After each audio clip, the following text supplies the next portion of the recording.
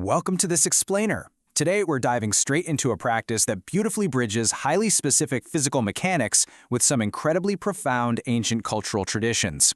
We're looking at Ashtanga Namaskaram.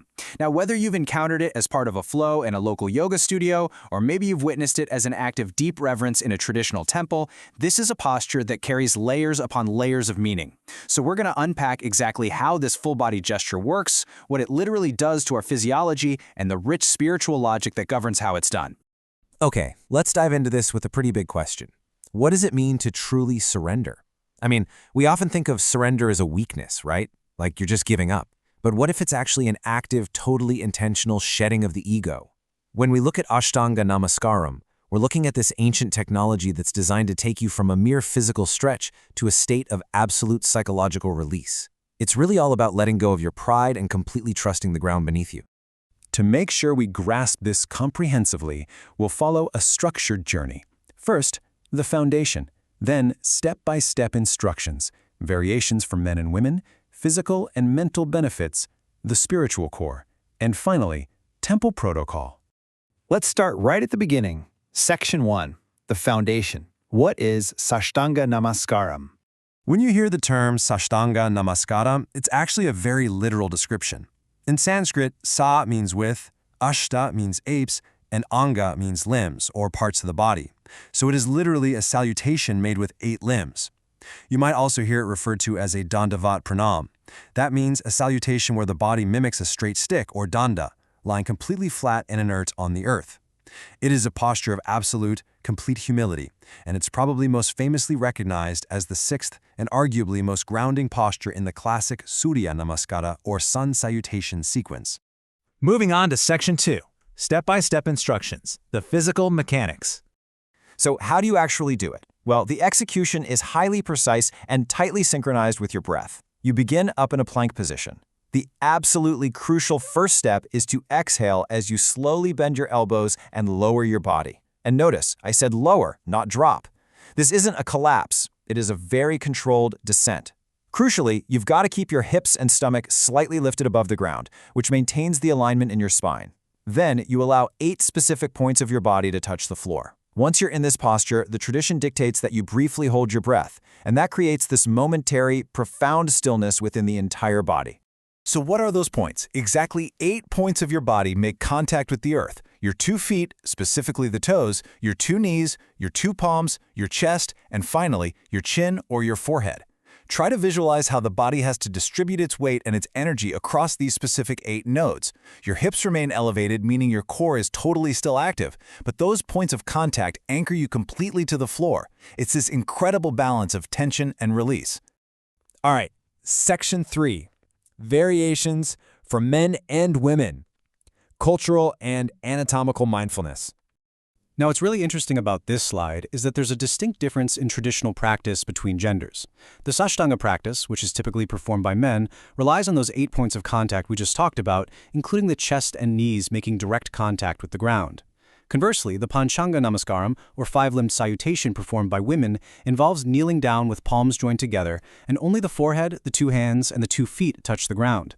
Now, it's really important to note from our sources that both of these variations carry the exact same spiritual weight and express the exact same level of devotion. The reasoning behind this difference is actually rooted deeply in anatomical mindfulness and ancient Ayurvedic principles.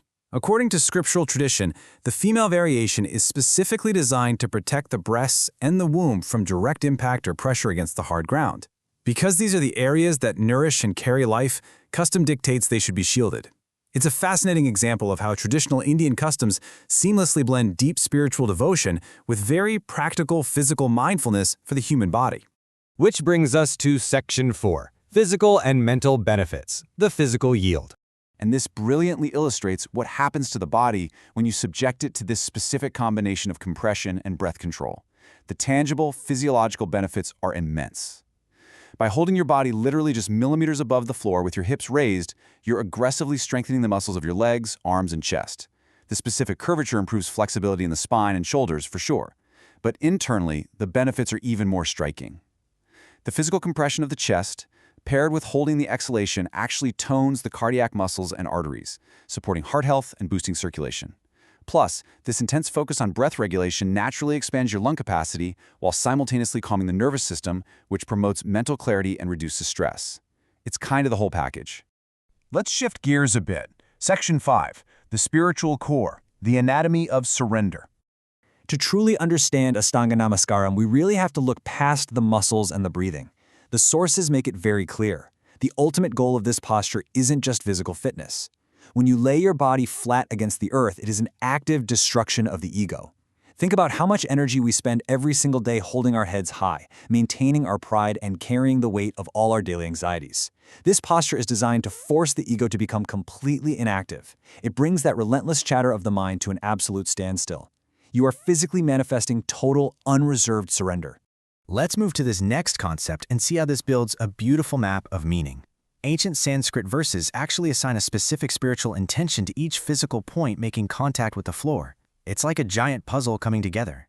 The chest represents surrender through your daily actions, the head touching the ground represents total humility, your eyes represent inward focus, your mind stands for sincere intent, while your speech is dedicated to silent or vocal chanting, your feet root you in humility, your hands symbolize a life of service, and finally, your ears represent a deep receptivity to divine truth. So, when those 8 physical points touch the ground, you're simultaneously aligning these 8 invisible spiritual points.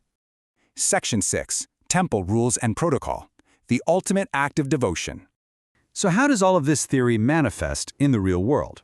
Well, if you ever visit a traditional Hindu temple, you'll notice there are strict yet highly respectful rules governing this prostration. Practitioners actually recite the spiritual verse we just covered as they lower themselves. Crucially, this full-body surrender is always performed out in the open, specifically behind the temple flagpole, which is known as the Dwajastamba. You are never supposed to prostrate directly in front of the inner sanctum, or Garbhagruha.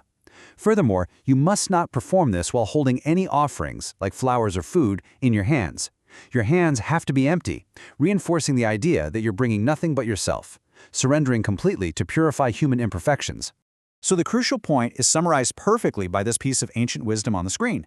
The salutations in the form of namas and dandavat pranam both force one's ego to remain completely inactive, if only for a spiritually happy and relaxed moment. You will experience the joy of giving your ego a break.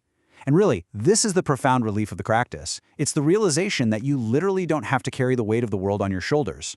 By getting as low to the ground as humanly possible, you're trusting the universe. You're taking your pride, your stress, and your need for control, and you are literally setting it down on the floor. As we wrap up this explainer, I want to leave you with a final provocative thought.